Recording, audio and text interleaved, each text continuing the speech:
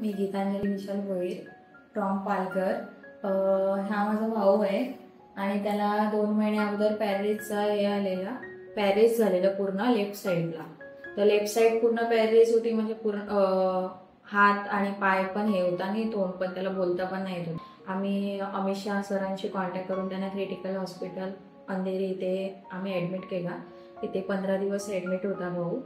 मग नंतर सरांनी आम्हाला सांगितलेलं आहे की काय नाही, होईल व्यवस्थित, आणि सरांनी त्यांच्या म्हणण्याप्रमाणे आम्हाला करून दिलं सगळं व्यवस्थित।